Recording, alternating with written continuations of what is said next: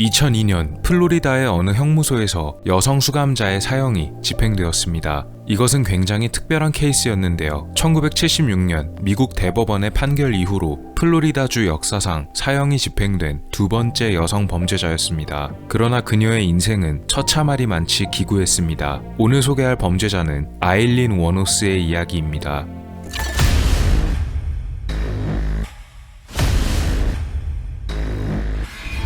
아일린 워노스는 1956년 미시건주에서 태어났습니다. 태어났을 당시 본명은 아일린 캐롤 피트먼이었고 그녀가 태어날 때 어머니인 다이앤 워노스는 겨우 16살밖에 되지 않았습니다. 아일린은 출생부터 운이 좋지 않았습니다. 그녀는 자신의 아버지인 리오 데일 피트먼을 평생 살면서 단 한 번도 볼 수가 없었는데요. 이유는 그녀가 태어났을 당시에도 그녀의 아버지는 교도소에 있었기 때문이었습니다. 어느 소녀를 유괴한 혐의로 종신형을 선고받았으며 결국 어머니 다이앤은 그와 이혼을 결심합니다. 그러나 1969년 아버지인 리오 피트먼은 감옥 안에서 스스로 목숨을 마감했습니다. 전문가들은 아일린이 벌인 범죄 행각들에 이런 유전적인 부분도 다소 있었을 것이라 분석합니다. 1960년 남편과 이혼한 다이앤 워노스는 딸 아일린과 그녀의 1살 위 오빠를 자신의 부모님 댁에 맡겼는데요. 사실상 아이들을 버린 것이나 마찬가지였습니다. 설상가상으로 그녀의 조부모들은 둘 다 모두 심각한 알코올 중독자들이었습니다. 이때 아일린의 나이는 겨우 4살, 그리고 오빠의 나이는 겨우 5살이었습니다.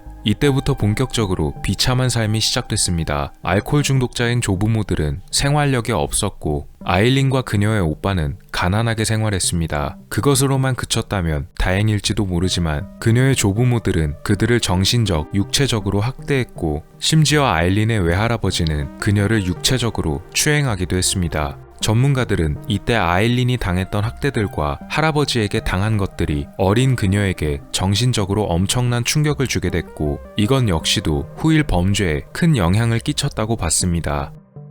그런 그녀는 14살밖에 안 되었던 시기에 임신을 하게 되고 말았습니다. 우연의 일치인지는 모르지만 그녀의 어머니가 첫 아이를 임신한 것도 14살 때였습니다. 아이의 아버지는 충격적이게도 할아버지의 친구였고 이 사실을 알게 된 그녀의 조부모들은 당장 집에서 나가라며 그녀를 내쫓았습니다. 아일린은 혼자서 돌봄센터에서 아이를 낳게 되었고 아이는 출생하자마자 다른 집에 입양됐습니다. 그리고 이 사실이 알려지게 되며 그녀는 학교에서도 퇴학을 당하게 됐습니다. 이때부터 그녀는 본격적으로 성을 제공하는 직업에 종사하게 되었으며 집도 없이 숲속에서 지내거나 심지어 겨울에는 눈 속에서 잠을 청하기도 했습니다. 1976년 우연한 기회를 통해서 히치하이킹을 하던 아일린 워노스는 어느 나이 많은 남성의 차에 얻어 타게 되었고 그와 꽤 가까운 사이가 되었습니다. 남자의 이름은 루이스 그라츠 페리였고 아일린보다 나이가 훨씬 많은 70세였습니다. 그러나 그는 지역 요트클럽의 회장을 맡고 있는 등 돈이 꽤 많은 사람이었습니다. 아일린과 그는 얼마 안 가 결혼을 하게 됐는데요. 하지만 이 결혼 생활은 그리 오래가지 못했습니다. 그녀는 너무나 난폭했기 때문이었습니다. 동네 술집에 가서 술에 잔뜩 취한 채 난동을 부리다가 쫓겨나기도 했으며 술집에 찾아온 남편 루이스를 그녀가 지팡이로 폭행하는 사건도 벌어졌습니다. 결국 6개월 만에 짧은 결혼 생활을 마치고 아일린과 루이스는 이혼을 하게 되었습니다. 그런데 이 당시 그녀의 오빠가 암으로 인해 눈을 감게 되었습니다. 생명보험금 1만 달러를 지급받게 됐고 이 돈으로 밀렸던 벌금을 지불하기도 했습니다. 벌금을 내고 남은 돈이 꽤 됐지만 나머지 돈을 쓰는 데에는 채 2달도 걸리지 않았고 그녀는 다시 빈털터리 신세가 됐습니다. 이때부터 그녀는 원래의 삶으로 되돌아갔던 것으로 보입니다. 하지만 그날 번 돈은 전부 술을 먹는데 써버렸기에 늘 돈은 부족했고 그 때문에 자잘한 절도 등을 저질러 경찰서와 감옥을 여러 번 왔다 갔다 하는 등 그녀는 비참한 인생을 살아야만 했습니다. 1986년 30살의 아일린은 한 여자를 알게 됩니다. 타이리아 무어라는 이름의 이 여자는 어느 술집에서 일하는 24살의 종업원이었는데요. 둘은 사랑에 빠지게 되었습니다. 아일린이 처음부터 양성애자였는지는 확실치 않습니다. 실제로 그녀는 타이리아를 굉장히 아꼈습니다. 당시엔 일종의 외로움 때문에 그랬는지도 모르지만 이후 이 관계는 아일린에게 치명적으로 변합니다. 둘은 동거를 시작했고 그들의 주 수입원은 아일린이 자신의 몸으로 벌어오는 돈이었습니다. 동거를 시작하면서부터 타이리아는 별다른 사회생활을 하지 않았던 것으로 보입니다. 1987년부터 1988년까지 아일린과 타이리아는 가끔씩 문제를 일으켜서 경찰서에 가기도 했고, 버스 기사와 시비가 붙은 나머지 오히려 그녀들이 기사를 신고하는 일도 벌어졌습니다. 아일린이 혼자서만 돈을 벌어야 하는 입장이었기에 그녀들이 가진 돈은 빠르게 떨어졌으며 다시 빈털터리가 될 지경에 놓이게 됩니다. 그래서 이들은 다른 방식으로 눈을 돌리게 되었습니다. 이때부터 무서운 범죄 행각이 시작됐습니다. 첫 범죄는 1989년에 벌어졌습니다. 범죄의 희생자는 총 7명이었습니다. 첫 번째 피해자 리처드 말로리, 1989년 11월 30일에 벌어진 사건의 피해자이며 12월 13일에 그의 유해가 발견됐습니다. 이후 체포된 아일린이 진술한 바에 따르면 리처드가 그녀를 추행하려고 했기 때문에 그녀가 자신을 보호하려다가 일이 벌어지게 됐다고 합니다. 경찰의 조사 결과 리처드는 실제로 성적인 범죄를 저지른 전과가 있었습니다. 두 번째 피해자 데이비드 앤드류 스피어스, 47세였으며 건설업에서 일하는 노동자였습니다. 1990년 3월부터 실종되었고 3개월 후 숲속에서 유해가 발견되었습니다. 세 번째 피해자 찰스 에드먼드, 40세였으며 로데오 경기장에서 일하는 남자였습니다. 5월 31일에 실종되었고 일주일 후에 그의 유해가 발견되었습니다. 네 번째 피해자 피터 에이브러햄 심즈, 65세였으며 은퇴한 사업가였고 현재도 실종 상태입니다. 그의 자동차가 결정적인 증거가 되기도 했는데요. 차에서 아일린과 타이리아의 지문이 발견됐습니다.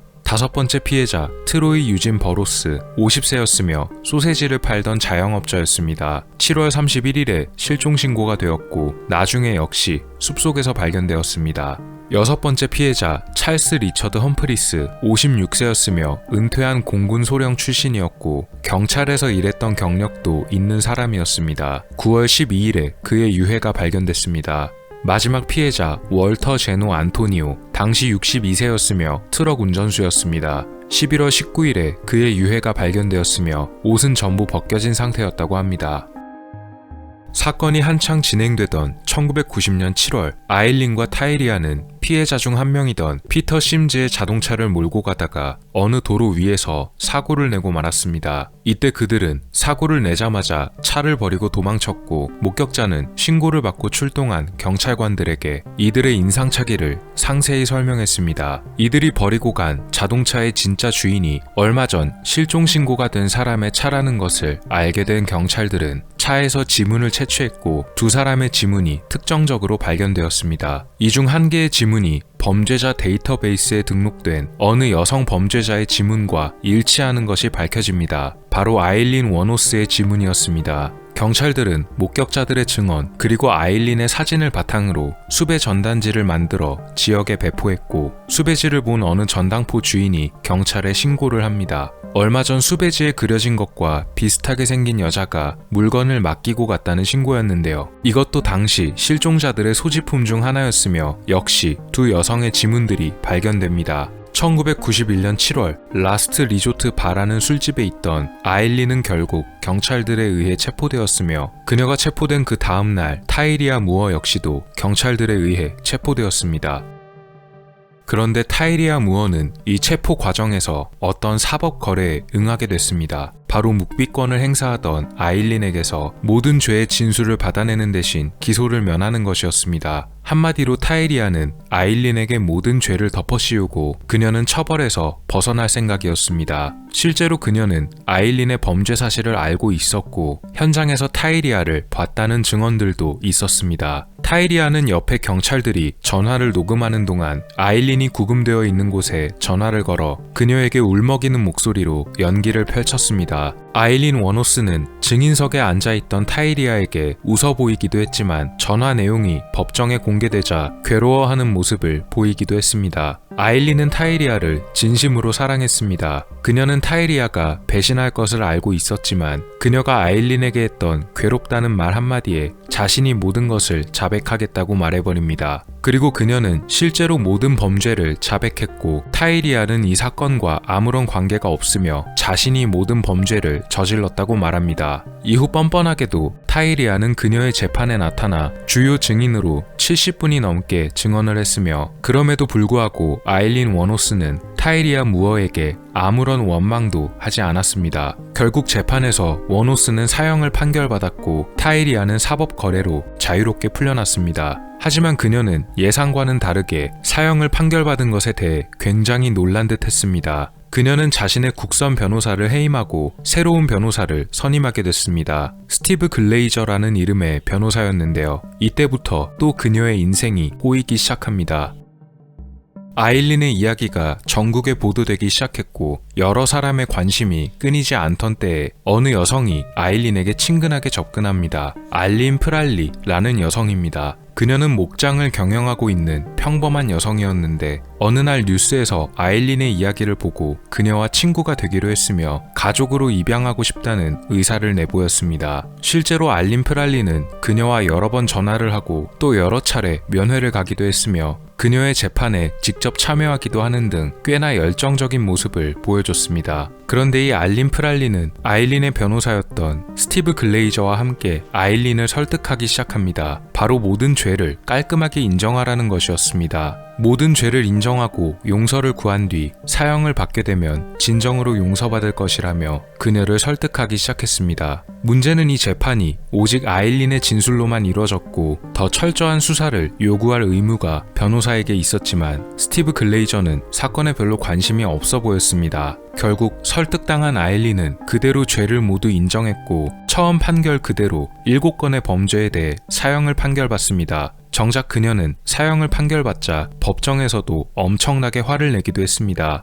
문제는 이후 프랄리와 스티브의 태도였습니다. 이들은 오히려 아일린의 사형 선고를 통해 자신들이 얻을 이익에 대해 생각하고 있었습니다. 다큐멘터리 영화 감독 닉 브룸필드가 아일린에 대한 다큐멘터리를 만들기 위해 취재에 나서자 그들은 오직 자신들이 연락을 먼저 취해야만 아일린과 연결이 닿을 수 있다고 말했으며 다큐멘터리의 협조를 바라는 감독에게 최소한 25,000달러의 돈을 줘야만 취재에 응할 수가 있다고 돈을 요구하기도 했습니다. 감옥에 있는 아일린이 돈을 받아야만 한다는 말이었습니다. 저예산 다큐멘터리였기에 돈이 없던 감독은 대신 1만 달러를 준다고 약속했는데 당시 미국에는 샘의 아들이라는 법이 있어서 이것은 엄연히 불법에 해당하는 요구였습니다. 샘의 아들법이란 범죄자나 혹은 그 지인이 범죄 사실을 소설, 영화 등으로 미디어화시켜서 그로 인해 생긴 수익을 얻는 것을 금지하고 피해 수익은 전부 피해자들에게 나눠줘야 한다는 법인데요. 그럼에도 불구하고 이들은 뻔뻔하게 돈을 달라고 요구했고 그마저도 돈을 받고 나서 인터뷰한 내용들은 전부 이미 뉴스나 신문에도 보도된 얘기들로 전혀 새로울 것이 없는 얘기들이었습니다. 게다가 아일린과의 면회를 주선해주겠다고 했지만 아일린과의 면회는 제대로 이루어지지 않았으며 어떻게 된 일인지 따지러 온 다큐멘터리 제작진들에게 알린 프랄리는 경찰을 부르겠다고 말하기도 했습니다.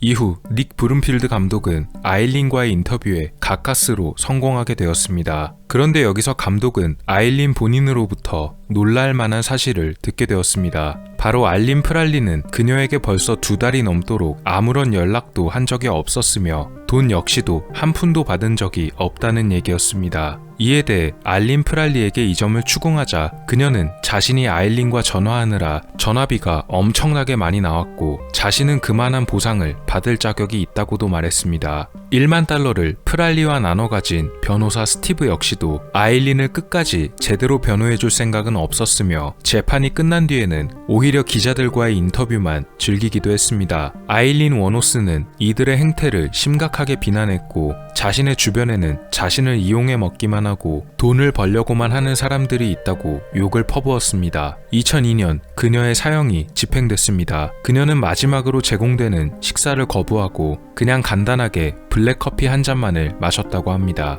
마지막으로 남긴 유언으로는 자신은 언젠가 외계인들의 우주선을 탄 채로 다시 살아서 돌아올 것이라는 말을 남겼습니다. 딱히 자신의 죄에 대해 반성하는 모습은 없었습니다. 2003년 그녀의 일대기를 다룬 영화인 몬스터라는 작품이 만들어졌습니다. 배우 샤를리즈 테론이 아일린의 역할을 맡았고 오스카상을 받았던 작품입니다. 현재까지도 타이리아 무어 역시 사건에 관여한 공범이라는 주장이 나오고 있습니다. 이들은 재수사가 이루어져야 한다고 말했지만 사실상 재수사가 시작될 가능성은 없어 보입니다. 사건 당시 담당 경찰이던 브라이언 자비스는 타이리아를 시켜서 아일린을 설득하도록 만들었던 보안관 2명이 타이리아를 무죄로 만드는 대신 이 사건을 영화로 만들자는 제안을 했다고 하기도 합니다. 브라이언은 이것을 즉시 상부에 보고했지만 상부의 조사 결과 보안관 2명은 무혐의로 판명되었고 오히려 브라이언 본인이 다른 부서로 전출을 당하게 되었습니다.